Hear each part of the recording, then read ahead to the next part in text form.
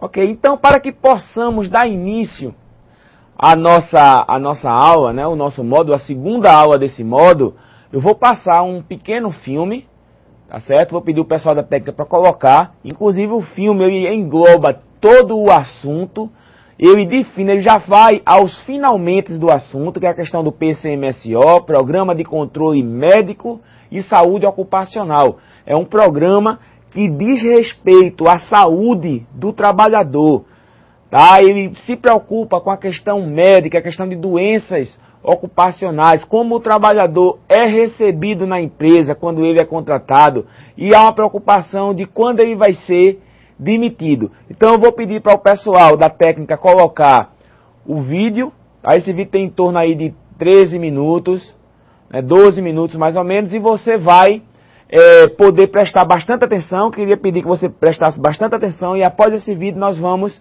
comentar a respeito dele, e em cima dele nós vamos dar continuidade à aula, tá? Bom vídeo para vocês.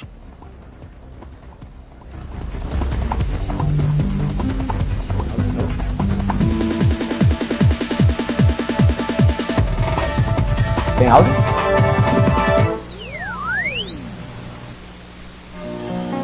Estás ardendo de desejo, livro querido, ansioso para seguir seu caminho.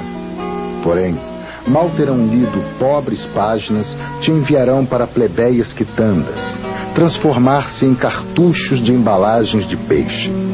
Não te esqueças que foste elaborado em escuras oficinas, e não em palácios de ricos, onde sábios médicos estendem a mão aos cozinheiros.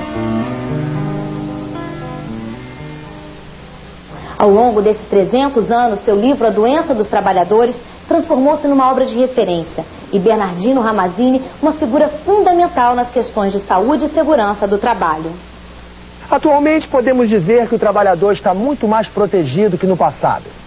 O Programa de Controle Médico e Saúde Ocupacional, PCMSO, faz parte da realidade de muitas empresas brasileiras.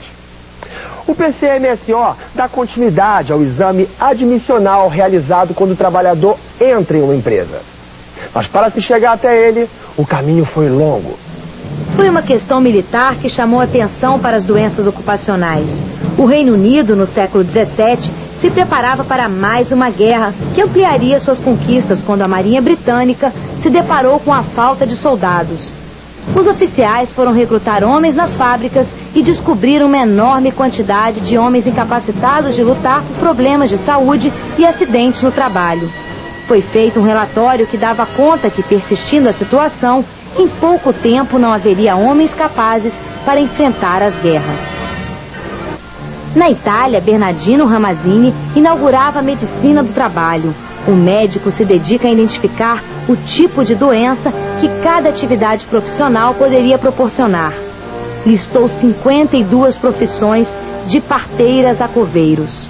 E a prática que ele introduziu foi a de acrescentar às perguntas clássicas que o médico faz ao doente, o que sente, etc., acrescentar uma pergunta muito simples: qual é a sua profissão?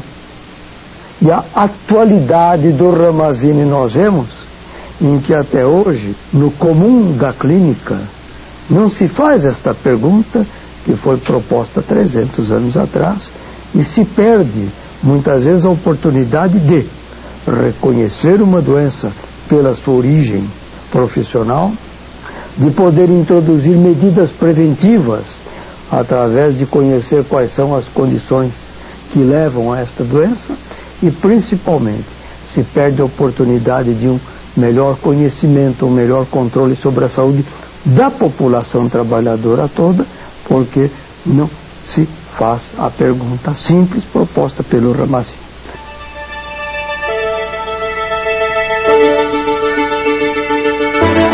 Outro aspecto absolutamente atual do Ramazzini é que algumas coisas que hoje andam na moda, como as lesões pelos esforços repetitivos ou as doenças osteomusculares relacionadas ao trabalho ler e dorte, que é coisa da época, e hoje seguramente a mais difundida entre as doenças relacionadas ao trabalho, é coisa que ele observou entre os escribas. 3 são as causas de afecções dos escreventes: contínua vida sedentária, contínuo e mesmo movimento da mão e atenção mental. As doenças: obstrução das vísceras como o fígado e baço, torpor nas pernas, demora no refluxo do sangue. A posição da mão ocasiona não leve dano que se comunica a todo o braço.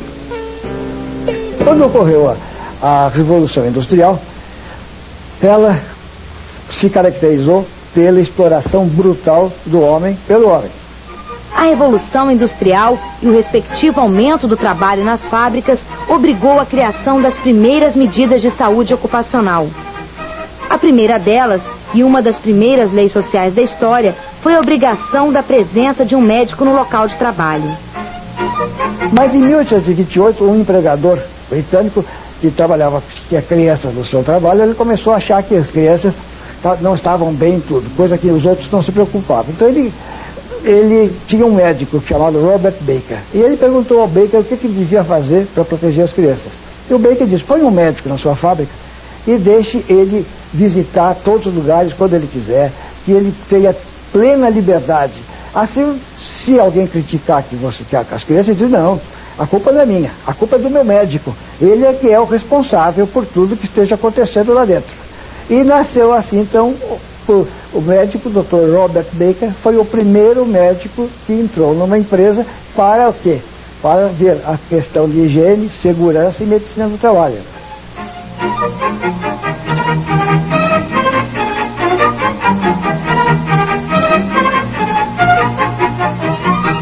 Uma moça trabalhando numa indústria teve a sua roupa presa num eixo em movimento.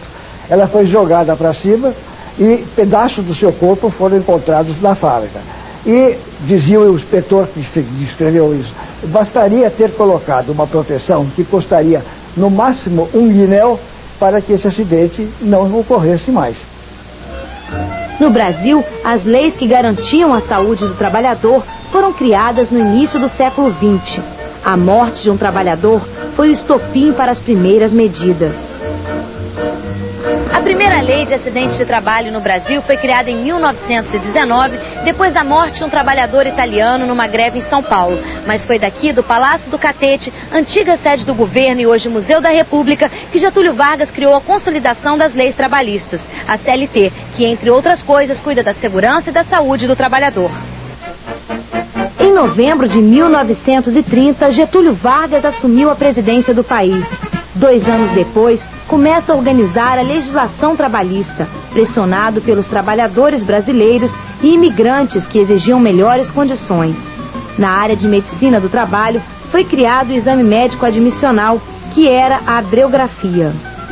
A abreugrafia foi criada numa época que existia um grande problema de saúde pública no Brasil, uma epidemia de tuberculose muito grave, e o governo, então, na época, colocou como exame obrigatório para qualquer trabalhador a detecção precoce de tuberculose através desse exame radiológico. A ideia foi basicamente isso, não tinha nada a ver com o risco do trabalho especificamente.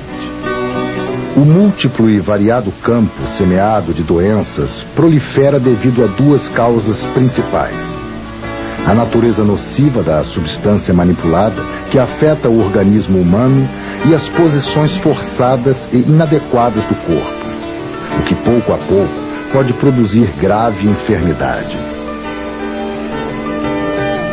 Mesmo depois que a tuberculose deixou de ser uma doença incurável, a abreugrafia continuou a fazer parte do atestado de saúde do trabalhador.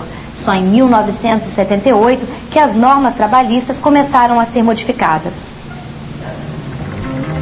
As normas regulamentadoras mudaram e as leis trabalhistas foram modernizadas.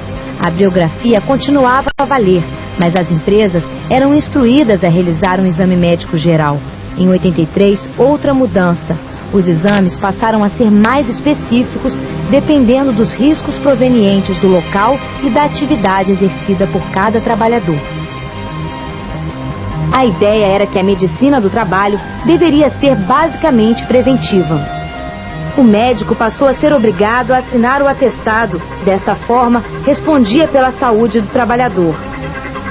Medicina preventiva. Essa ideia foi aos poucos se tornando a linha mestra na política de redução de acidentes e doenças do trabalho. Atestar um problema de saúde dentro de uma empresa era apenas o primeiro passo. O mais importante era resolvê-lo.